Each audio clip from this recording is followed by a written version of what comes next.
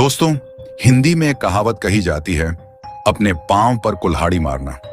लेकिन बांग्लादेश में जो कुछ देखने को मिल रहा है वह उससे भी एक कदम आगे की कहानी बन चुका है।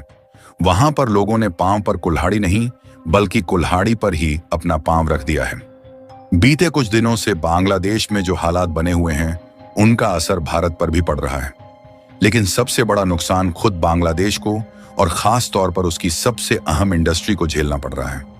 दोस्तों, बांग्लादेश की अर्थव्यवस्था की रीढ़ मानी जाने वाली टेक्सटाइल और रेडीमेड गारमेंट इंडस्ट्री इस समय सबसे बड़े संकट में फंस चुकी है।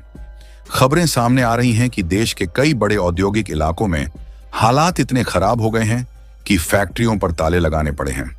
न्यूज चैनलों की रिपोर्ट बताती है कि लॉ एंड ऑर्डर की स्थिति पूरी तरह दबाव में आ चुकी है। आर्थिक गतिविधियां थम सी गई हैं और इसका सीधा असर गारमेंट सेक्टर पर पड़ा है। लेकिन कमाल की बात यह है कि इन सब का फायदा कहीं ना कहीं भारत की टेक्सटाइल इंडस्ट्रियल कंपनीज उठा रही है, और ऐसा इसीलिए क्योंकि भारत की पनौती बांग्लादेश के ऊपर लग चुकी है।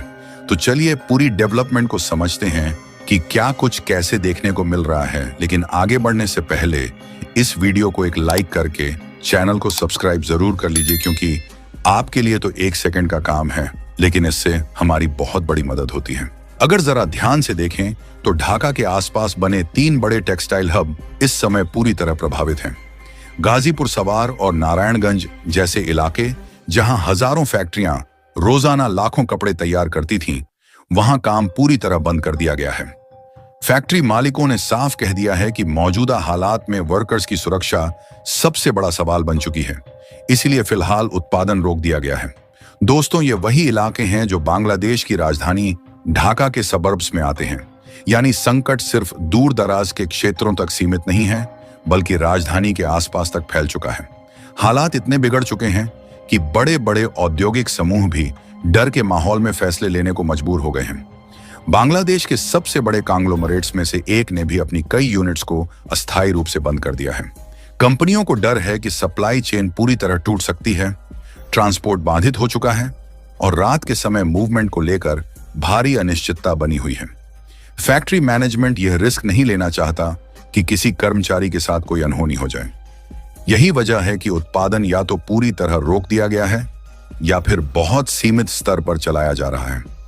दोस्तों, यह संकट सिर्फ फैक्ट्रियों तक सीमित नहीं है। पेट्रोल पंप्स, ट्रांसपोर्ट कंपनियां, कोल्ड स्टोरेज और जरूरी सामान की सप्लाई करने वाली एजेंसियां भी प्रभावित हो चुकी हैं। ढाका और आसपास के इलाकों में जरूरी वस्तुओं की आवाजाही में बड़ी रुकावटें आ रही हैं। इसका मतलब साफ है कि बांग्लादेश की आर्थिक मशीनरी इस समय धीमी नहीं बल्कि लगभग ठप होती दिख रही है। यहीं पर इस पूरी कहानी का सबसे अहम पहलू सामने आता है। बांग्लादेश की टेक्सटाइल और रेडीमेड गारमेंट इंडस्ट्री उसके लिए कितनी जरूरी है, इसका अंदाजा आंकड़ों से लगाया जा सकता है। देश की कुल एक्सपोर्ट कमाई का करीब 84% हिस्सा इसी सेक्टर से आता है। जीडीपी में इसका योगदान लगभग 15% के आसपास है और करीब 45 लाख लोगों को इसी इंडस्ट्री से रोजगार मिलता है। इतना ही नहीं दोस्तों, बांग्लादेश दुनिया का दूसरा सबसे बड़ा रेडीमेड गारमेंट एक्सपोर्टर माना जाता है। चीन के बाद उसका नाम आता है। अमेरिका और यूरोप जैसे बड़े बाजारों में बांग्लादेश के कपड़ों की बड़ी हिस्सेदारी रही है। लेकिन अब जब फैक्ट्रियां बंद हैं और मजदूर काम पर नहीं जा पा रहे हैं, तो यह पूरी व्यवस्था चरमराने लगी है। और इसी बीच एक दिलचस्प तस्वीर भारत की तरफ से भी सामने आ रही है। जब बांग्लादेश की इंडस्ट्री ठहराव में फंसी हुई है, उसी समय भारत के टेक्सटाइल एक्सपोर्ट्स में जबरदस्त उछाल देखने को मिला है। शुरुआती आंकड़े बताते हैं कि नवंबर के महीने में भारतीय टेक्सटाइल और रेडीमेड गारमेंट एक्सपोर्ट्स में अच्छी खासी बढ़त दर्ज की गई है। दोस्तों, आखिर यह उछाल कितना बड़ा है? कौन से सेक्टर सबसे ज्यादा फायदा उठा रहे हैं? कौन से देशों से भारत को नए ऑर्डर मिल रहे हैं? और कैसे बांग्लादेश की कमजोरी भारत के लिए एक मौके में बदलती दिख रही है? जब यह सवाल उठता है तो दोस्तों, अब इस पूरे मामले को एक ही बहाव में समझना जरूरी हो जाता है, क्योंकि यहां पर बांग्लादेश की कमजोरी और भारत का अवसर एक साथ जुड़ता हुआ दिख रहा है। जब बांग्लादेश का गारमेंट सेक्टर ठप पड़ता है तो उसका असर सिर्फ फैक्ट्रियों तक सीमित नहीं रहता, बल्कि पूरी ग्लोबल सप्लाई चेन में हलचल मच जाती है। बड़े ब्रांड्स के सामने सबसे बड़ा सवाल यह होता है कि ऑर्डर कहां से पूरे किए जाएं और डिलीवरी कैसे समय पर हो। यहीं से भारत की एंट्री एक मजबूत विकल्प के तौर पर होती है। कई रिपोर्ट्स इस बात की पुष्टि करते हैं कि नवंबर 2025 में भारत के टेक्सटाइल और अपैरल एक्सपोर्ट्स में ईयर ऑन ईयर करीब 9.4% की बढ़त दर्ज की गई। ये बढ़त ऐसे समय पर आई है जब दुनिया भर में ट्रेड स्लोडाउन की बातें हो रही थीं और अमेरिका तथा यूरोप में डिमांड को लेकर अनिश्चितता बनी हुई थी।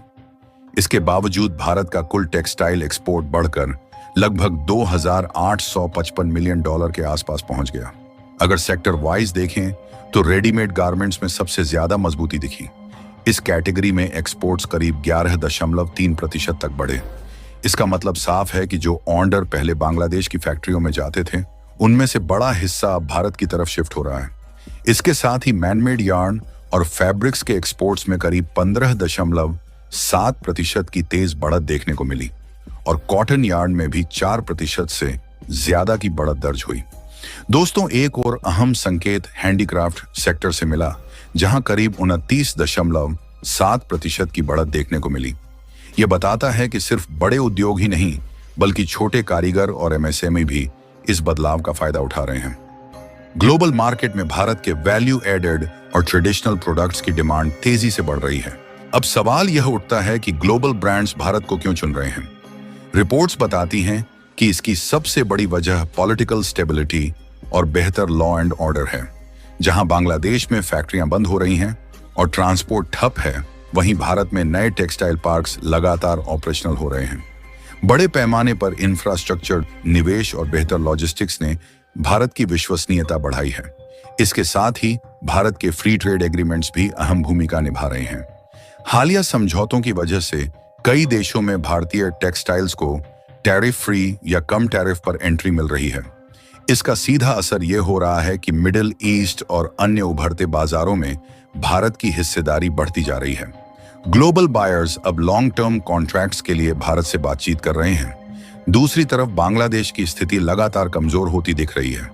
वहां टेक्सटाइल सेक्टर देश की कुल एक्सपोर्ट कमाई का लगभग 84% देता है। जीडीपी में करीब 15% का योगदान है और लगभग 45 लाख लोग इसी इंडस्ट्री पर निर्भर हैं।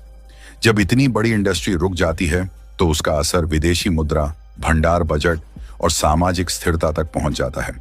हालांकि यहां एक सावधानी भी जरूरी है कि भारत को अपनी कॉस्ट एफिशिएंसी बनाए रखनी होगी। बिजली, लॉजिस्टिक्स और लेबर से जुड़ी चुनौतियों को कंट्रोल में रखना होगा ताकि हम लंबे समय तक प्रतिस्पर्धी बने रहें।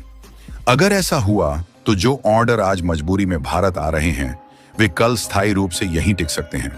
कुल मिलाकर तस्वीर साफ है कि बांग्लादेश में जारी अस्थिरता ने उसकी सबसे मजबूत इंडस्ट्री को कमजोर कर दिया है। वहीं भारत ने स्थिरता, तैयारी और भरोसे के दम पर इस संकट को अवसर में बदलना शुरू कर दिया है। आने वाला समय यह तय करेगा कि यह बदलाव कितना गहरा और कितना स्थायी साबित होता है। फिलहाल आप इस पूरे मामले को कैसे देखते हैं? अपनी राय जरूर बताइए कमेंट सेक्शन में। अगर वीडियो पसंद आए तो लाइक और शेयर करना बिल्कुल मत भूलना और ऐसे ही खबरों से अपडेटेड रहने के लिए चैनल को सब्सक्राइब करके बेल आइकन को ऑल पर जरूर सेलेक्ट करें। जय श्री राम।